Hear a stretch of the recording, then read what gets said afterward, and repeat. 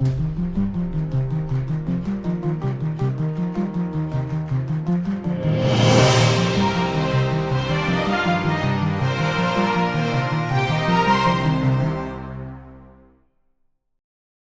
welcome, and thanks for listening to Carbon Cli-MATES, an energy podcast dedicated to discussing all things energy, carbon, and sustainability.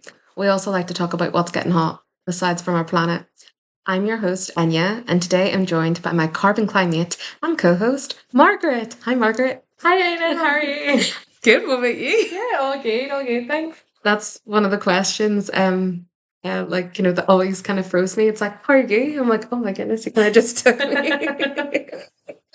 But yes, so what are you doing this week? Like, what have you been up to? So this weekend, I enjoyed the long weekend off. You definitely get used to the 4-day weeks, huh? But yeah, so I've just been busy. I was in the office today, had a site meeting, and then just came back to do this. So no, I've been really busy on project work, and just, yeah. This is your Monday, okay? Yeah, this is my Monday. Okay, and so your job title, could you I know what it is, but I know I'm gonna put the placement of some names like in the wrong place. But yeah, please explain your job title. So I'm a transmission design engineer with NIE Networks. So yeah, the title might not be. So I'm basically responsible for designing the transmission network and the electricity infrastructure here in Northern Ireland. So whether that be replacing new equipment, will that be replacing old equipment and updating the protection schemes, or facilitating like new customer high voltage connections onto the electricity network here as well. Wow. So oh my goodness. It's just like your job, like, you see, like it's so out there, like it is so, like I can just imagine you're like in lots of different places and everything. And like, where's my job? I'm at a computer. I'm like, okay. Definitely, no, I suppose like that's probably the best part of my job, like actually being able to have flexibility with the project work as well, to go out on site, be in the office and like see a job through from start to finish. So we would be involved right the way through from like initial designs through to like pricing, ordering up equipment, doing all the design drawings, being on site during the testing, commissioning and construction phases, and then also like seeing the project completion as well. So it's like really satisfying to actually see and be involved in part of a project that you can drive past the substation and be like, to design that. If you check a draw, my name's in that somewhere. So it's really cool that way, yeah. I love stuff like that. Like one of the things that like has my name on it. I'm an energy assessor, so EPC certificates for the like ABCD certificate you get for your house if you're buying one. I'm able to lodge those, and my name's on some of them. So I'm like, guys, look what I did. And see, most people who don't know what APCs are, they're like, okay, what is that? And I'm like, where's your job? It's actually, no, this is vital. But that's brilliant. Thanks for saying about your job title. So how long have you been in this sector? So I suppose I kind of first started whenever I studied electrical and electronic engineering at Queen's back in 2014. I started September 2014, which is a bit scary coming up for the 10-year anniversary. But I suppose whenever I first started studying the course, NIE Networks came in and they did a presentation about a scholarship. So I was actually lucky enough to get through the application process, interview, and get a scholarship with NIE Networks. So as part of that, like I had the opportunity to do several summer placements and my year out placement like throughout my degree, which actually really helped, like not just the financial side obviously as well, but the experience that I gained through that was incredible. Being rotated around different parts of the company, meeting in different people, being involved in different projects, actually working in different departments to see what I really enjoyed doing. I really found that I enjoyed the mix of being out on site and in the office. So no, that really helped, and also really helped. I think going back into university studying again, because it helped to put into perspective what we were really learning in class, so whether that be like fault calculations or like here's a transformer, and I'm like, during my summer placement I actually went out and seen a transformer, and like, yeah, they're huge. Oh wow! Okay. So it was really good to put that into perspective and help with my studies as well. Very good. I always find practical experience, like honestly the most important thing. Yeah, definitely. That's so hard to beat. So then whenever I finished university, I got a graduate job with NIE Networks and in the engineering design department, which I'm now currently in as well. So it's really a really good job and I really enjoy it. Suppose the best part would be like actually working with the different departments. Like we're such a big company here in Northern Ireland, and we're involved in projects like right across Northern Ireland. So you could be in Enniskillen one day up to Hampstead, back to Belfast, all over the place, and I really enjoy that aspect of being out and about as well. Very good. Yeah, I'm sure you meet a lot of people. Like Absolutely. I feel like a lot of people know me as well. That wee redhead girl. Class. So, say when you were at school, like secondary school, did you ever envisage yourself in this a role like this? Suppose if I was in secondary school, absolutely not. Did I think I would be designing some of the electricity infrastructure here in Northern Ireland? People like to be responsible? Absolutely not. I suppose I knew I love technology. It's my absolute favourite subject, and I knew I kind of wanted to do something along that lines. And then I suppose I was probably very fortunate that I have an older brother and some family who did engineering as well, so I kind of knew a bit about engineering, but I wasn't really sure what type. And then I went to open days at Queen's, and electrical engineering, kind of just thought that seems pretty cool, seeing around the power lab, and I was like, wow, this is really cool. So but yeah, I didn't really think that I was going to do electrical engineering probably until that point, I would say, probably like lower uppership. Before that, I was probably wanted to do pharmacy for a wee bit, and then also wanted to work in a shop and do the scan for the big stuff. Yeah, very, very mixed. But no, glad I did. Glad I decided to choose engineering, and I suppose my work experience as well. So I did a couple of different work experiences. Whenever I was in probably right the way throughout school as well, from like 4th year, 5th year, and it's also good to kind of rule out what you don't want to do as well. Definitely. So I think that's as important as knowing what you want to do. Yeah, because then you're like never wondering. Exactly. But yeah, like I've said a couple of times on this podcast, but kind of didn't dawn on me till like maybe A-level age that like, so I wanted to be a zoologist, like work with animals, okay? And I picked the biology GCSE, picked the biology A-level. I wasn't good at it. Like I was getting straight C's, like, and then I was kind of like, okay, maybe like you're saying yourself, technology like called to me. I'm like, okay, and then I was able to get into Ulster University and do a clean technology course. So it's amazing that like just like the directions that go. It's kind of like sliding doors, like But yeah, absolutely. And like I think it's even this like the subject choice as well. It's about how you approach problem. Like it's so transferable skills. I think you can go if you study engineering at all in any shape, way, or form. Like it really shows you're a problem solver, you're an analytical thinker, you're good at communicate. Like all those skills are transferable no matter like what kind of role you end up going into. Maybe not just the technical side, but actually like nothing really. No, just right. Okay, well, thank you for introducing yourself. Okay, so before we move on to the hard hitting stuff, okay, I've got a joke for you. Okay. It is long winded, so please bear with me. Mentally prepare myself. Okay. So, and you know what? You're going to be the person who's going to tell me, and that doesn't make sense. Okay. But like, I kind of piece this together from the internet. Okay. So, two electrical engineers enter a lab. One measures a piece of wire at 6 mil and cuts it off. He then turns to the other engineer and asks, "Here, can you help me isolate the end of this to a circuit?" The other one goes, "Ugh, well, that'll be a waste of time."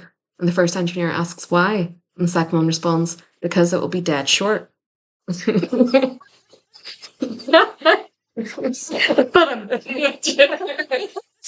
can keep that. You can tell that to your friends. I must make a note of that one. Yeah. Okay. So you are a design transmission engineer and you work at NIE Networks. So NIE Networks owns and transports electricity transmission to over 910,000 customers. 910. You know when you see a number, I was like, hold on, did I say that right? But yeah, 910,000 customers. So your company has over 1,500 employees and over 100 million is invested into the network.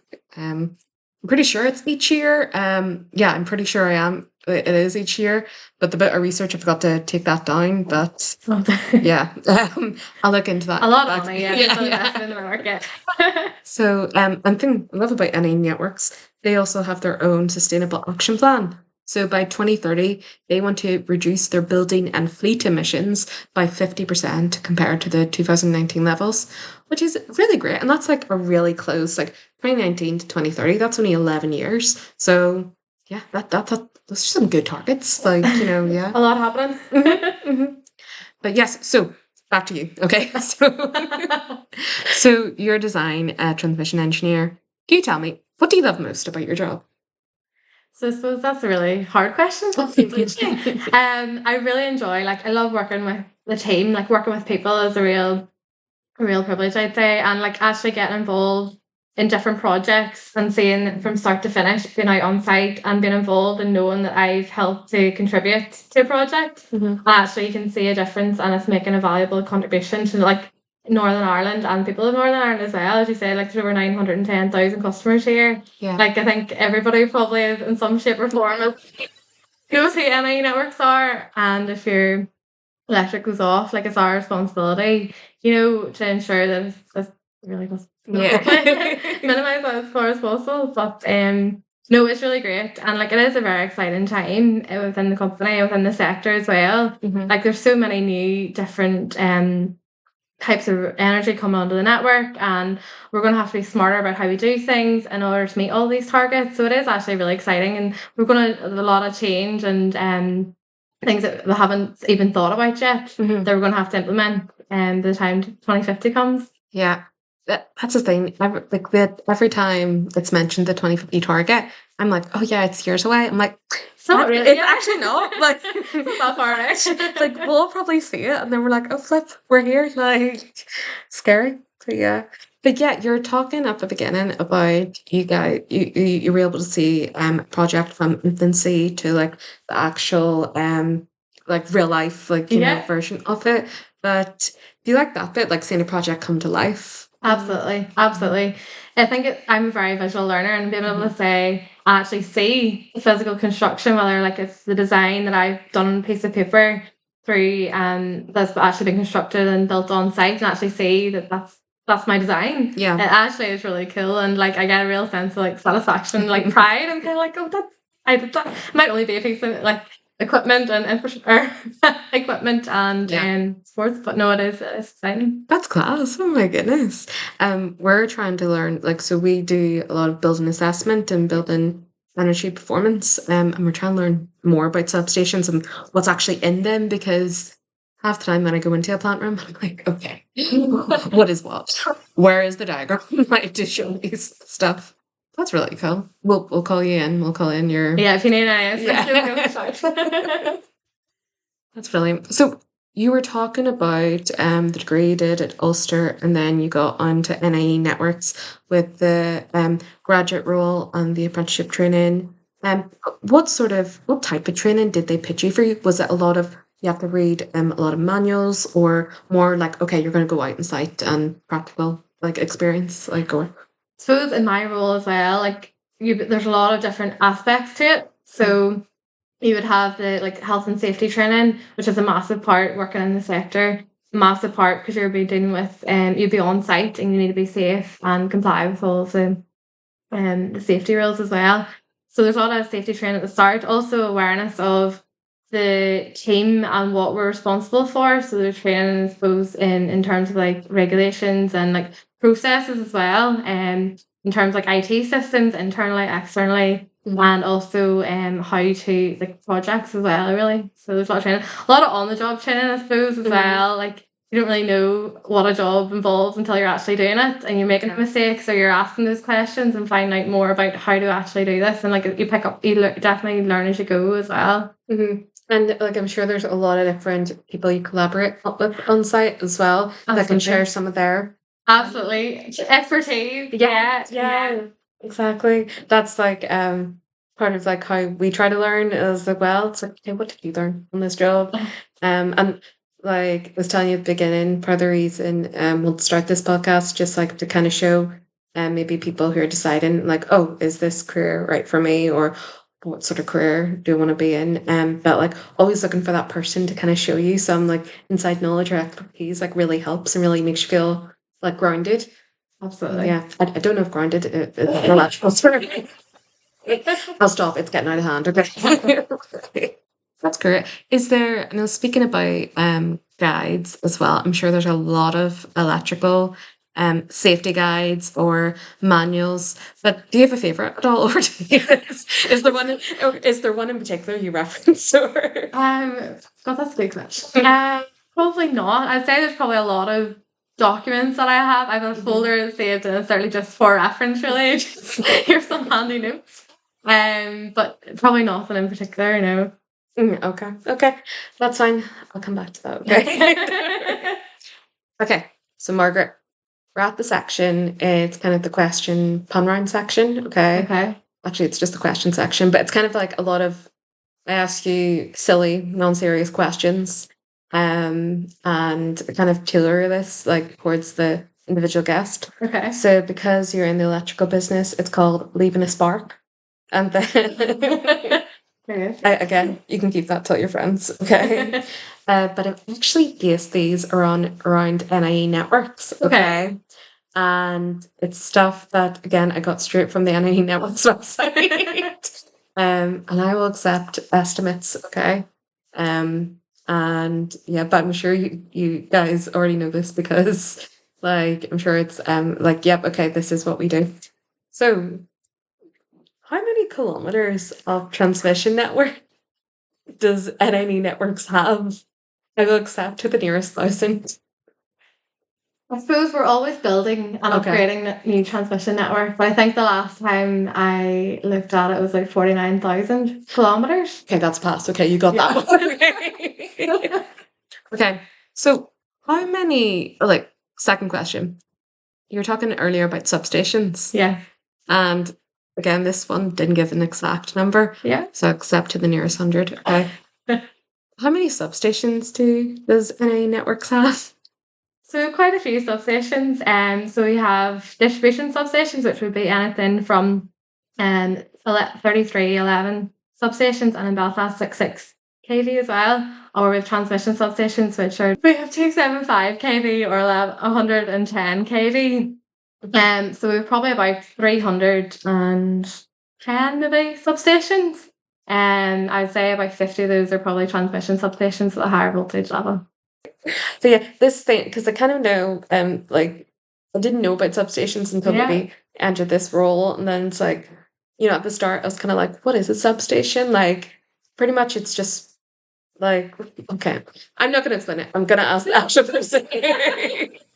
But yeah, could you give like a summary of what a substation is for any of those who don't know? That's a very good question. Okay.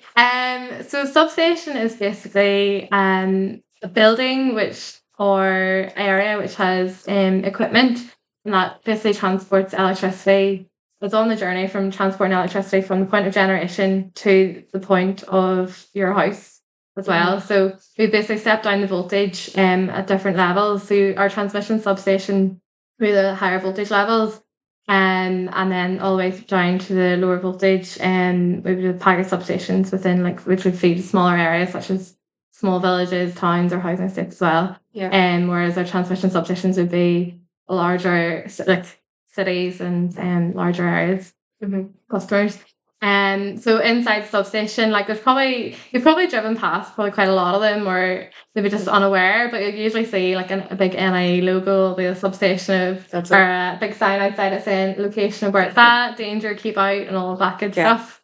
But yeah, inside it there's equipment, and will that be like plant and switchgear outside, or protection panels in the transmission substation as well, and controls basically. And that would be the equipment that we would use to isolate any sort of fault or particular maintenance or anything as well. So we'd use a lot of equipment inside the substation. Very good. Thank you very much for that. I'm going to use that knowledge. Like respond. Someone's like, yeah, did you know this? But yes, okay. Well, thanks for playing the Leaving a Spark question round. Okay, you'll be happy to know what's over.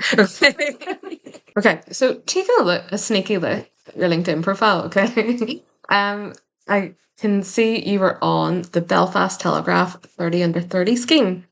So I want to ask you about that. Like, how is that? Like, I suppose I'm a surprise to anybody that is actually on it. No, it's been really great. Like, once I got the email about it, I was kind of like, they've definitely got the wrong person here. Like, why? But, no, it's been really good experience, and being part of the 30 under 30 list. I suppose kind of humbling, and like it is a bit of recognition for some of the other areas that I've been involved in, and it's kind of, I know I'm 30 on nearly coming up, still under 30. Yeah. But no, it's been really good, like promoting the outreach as well, and the IET and other like volunteering as well to kind of promote engineering, which I'd be involved in, and like it is good.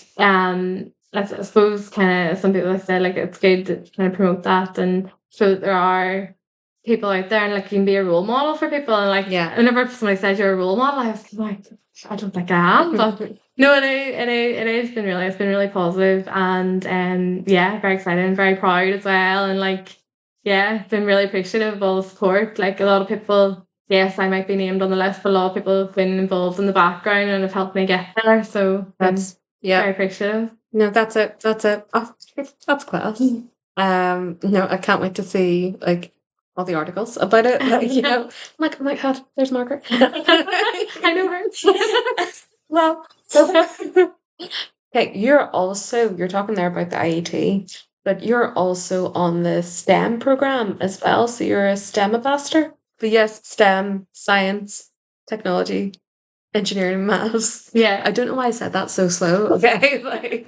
But like, and you're saying there, like, you know, in school, the technology and call to you, and then obviously if you're interested in pharmacy, all the maths and science based subjects call to you. I really should have done some research on the numbers, the amount of people that maybe like are in STEM based roles. That would have been a cool fit for this. Okay, next time you're on that. Okay. But you're also within the IET, the Institute of Engineering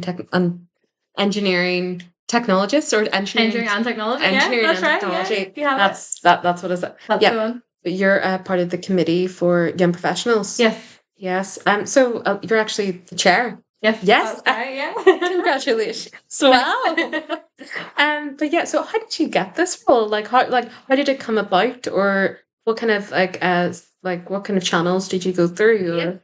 So I suppose it was whenever I was first at university studying electrical and electronic engineering at Queen's. It was whenever I was first introduced to IET. So there was like an IET on-campus student group, and as part of that, they had organised events, and I kind of thought it was a really good way to meet people initially and like get involved. You know, they're running cool tours or like workshops and like these social activities and stuff as well. So it was a really good way to like kind of meet people, especially starting out at university. And then I suppose like moving on through the years, like I got involved with the student on campus group when I was a chair of it as well. And then since graduating, became chair of the young professionals as well here in Northern Ireland. And then as part of that, I suppose as well, like I'm on the local network committee for all of Northern Ireland as well. So it's it is really good. Like it's been great, I suppose, to kind of meet new people and also like get to plan and like organise events, which I really love doing, and like helping to promote engineering and actually like get out there and like do things really, and like show that we're not just a bunch of engineers just sitting on our desk. We actually do things, and it's actually really interesting. Like some events we would organise, whether it be like workshops, tours, lectures, social events, networking, like annual dinner. Like, we have a lot of stuff going on, and it's quite good that it's just a real variety. Like there's stuff that you might just find interesting. It doesn't all have to be like car engineering based. It's very random, open to everybody, and it's always a good event really. So good way to meet new people as well. Very good. Like that's class. Yes, because I'm also on the Young Professionals network for the Energy Institute. So kudos to Young Professionals. Woo. But yeah, are you like, I can edit this out as well. There's an event on in June time. Are you going to? Yeah. Just be there. Yeah, I actually it's funny because I know a lot of like young committee or like the young professionals committees, they like maybe operate separately, like you know, from the main like the adult committee. But like we're just more like we sit in and then like we're kind of like maybe just a section of the minutes for the main committee. But I had to like ask them. I was just like, here, we sponsor this. Yeah. And then like everyone's like, yeah, like I'm sure that's grand. And then our AGM happened and the treasurer stepped down. and haven't pointed anyone yet. And I'm like, cool, we need to get this sorted. Yeah, it'll happen in June. Yeah, please. That's class. That should be good. Yeah, I'll see you there. Okay, yeah. Brilliant. Thank you. Margaret, thank you so much for coming on the podcast. Like, you've been an absolute delight to talk to. And you've got so much valuable information as well. Yeah, like I think we've like touched this is just your chair of the IET and then IET young professionals, and always try and encourage people to like get involved in societies and organizations like that. Like because there's not just IET, there's SIBSI and then ISROCT and then the Concrete Society as well. Like so much. And yeah, just like you can get to meet people and all, just really helps your career as well. Because like then you're like, I know that person, or you can be like, hang on, I know a guy. Like all about the connections. Yeah. See, you said you're gonna ramble. I'm rambling. Okay. Okay. But like again, thank you so much for coming on the podcast. Just before we go, do you have any advice for future prospective engineers, electrical engineers, or people who want to work within NIE that want to get into the sector? I would say absolutely. Like it's such an exciting time in the sector and in the industry as a whole. Like I would say absolutely. Like it's such an exciting time in the whole sector and industry. There's going to be so many new opportunities, challenges, and like ways, and it's going to be down to us and engineers to try and solve these problems as we work towards net zero. I'd say like I would obviously recommend joining NIE Networks. And shout out if anybody wants them. Get in touch. But no, absolutely. Like it's. I would definitely recommend getting involved and going to the event, chatting to people, find out more about it, doing your research, and put yourself out there really, and like don't be feared if it doesn't work out the first time. Yeah, just keep going. Like one of my favorite sayings is like fear can be two things: fear everything and run, or fear can be face everything and rise. So first of all, bye. That's okay. That's insightful. I always like in these episodes when someone says something and it's really, I'm like, put that as the soundbite. Like when you're advertising the episode, you're like, yeah, it's pretty insightful, guys. Okay. Got it on my calendar. So I try to always think of a pun-based one. However, I used it as the title of the question round. You couldn't resist. Like I couldn't resist. And usually I'm pretty good at coming up with these things off the cuff, but I really it is hard. So I'm just gonna say, yeah, don't be afraid to always leave a spar. I'm actually gonna retract that because that kind of sounds maybe like I'm encouraging people to be an arsonist or something like that. Don't be afraid for the shock factor. Again, my brain's just not working. Apologies. I'll edit something in. Okay. Okay. But no, thanks again for coming on. You've been absolutely brilliant. Thanks so much for having me. Okay, thanks for listening to Carbon Cli-MATES. If you follow us on Instagram at carbon_Cli-MATES, you can keep up to date with all our latest news and episode releases and any more. I'll edit that. I messed that up. You can keep up to date with like all our latest news and episode releases. Okay, thanks for listening. Bye. Do you say bye? Bye.